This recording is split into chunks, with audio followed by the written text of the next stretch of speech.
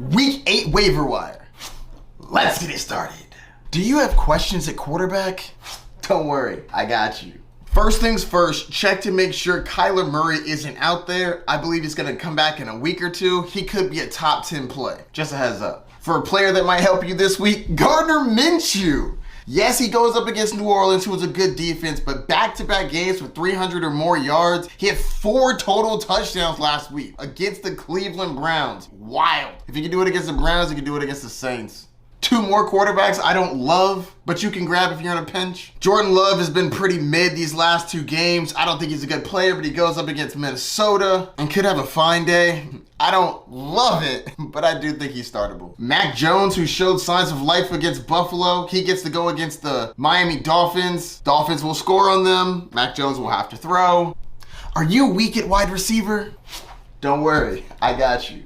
Joshua Downs. He's had 3 weeks in a row with double-digit fantasy points. Balled out last week against Cleveland, who was a bad matchup. Back-to-back games with a touchdown. Now that Gardner Minshew's the quarterback, Joshua Downs is definitely worth a grab. Tank Dell should be back from injury. He gets to play the Carolina Panthers, who don't scare you. Before the season started, I didn't think I'd say this, but Houston's a passing offense you want to be a part of. Tank Dell is good. Fire him up. Kendrick Bourne. Back-to-back games with 16 or more points. He's clearly involved in the offense. Definitely worth a grab in all leagues. 4 wide receivers you need to make sure aren't on your waiver wire. Joshua Palmer. He's had double-digit points in the last 4 games, and he's only 58% rostered. Rashee Rice, I feel like a broken record. 4 out of the last 5 games, he's had double-digit fantasy points, and he's only getting more involved in the offense. Grab him. 52% rostered. Romeo Doubs. He's had double-digit fantasy points in 4 of his 6 games. Definitely worth a grab. 58% rostered. Jackson Smith and Jigba, 56% rostered. He got utilized more in this game because DK Metcalf was out, but I think as the year goes on, Jackson Smith and Jigba is going to get involved. Guys, he's a first-round pick. They're going to use him at some point. I'd grab him before he pops off. Are you having a rough time at running back?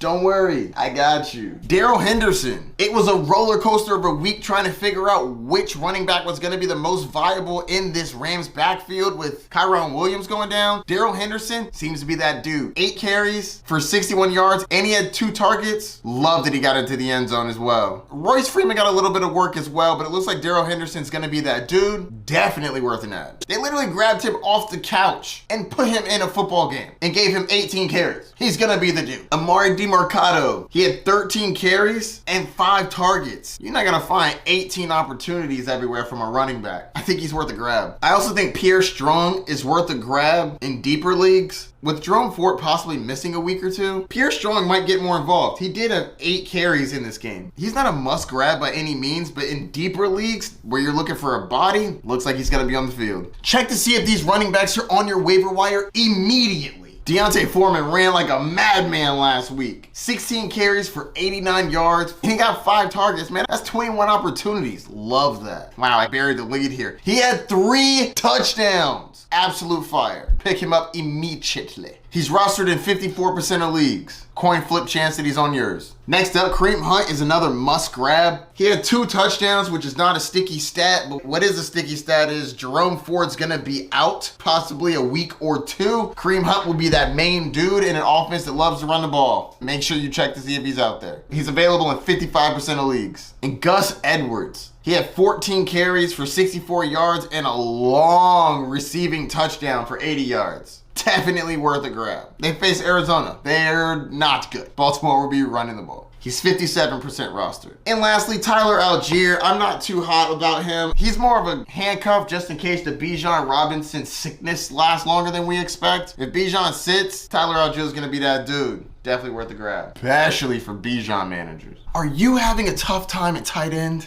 Don't worry, I got you. Taysom Hill, back-to-back games with 12 or more points. Before he wasn't getting involved in the air, but 2 weeks ago, 8 targets. Last week, 5 targets. For tight end, he's gonna be used a lot. I definitely think he's worth a grab. Dalton Kincaid, 8 targets for 8 receptions, 75 yards. Clearly he's getting involved. And with Dawson Knox getting knocked out of the game and needing wrist surgery, Dalton Kincaid is that dude. They drafted him to be a pass-catching tight end. This is the perfect time for him to break out. All you Dalton Kincaid truthers, it's time. Especially not knowing how long Dawson Knox is gonna be out. Gerald Everett, he's always a threat for a touchdown. This is a pass-happy team. He's clearly getting involved. I think he's a solid grab. Chicago definitely doesn't scare you. Are you desperate for a defense?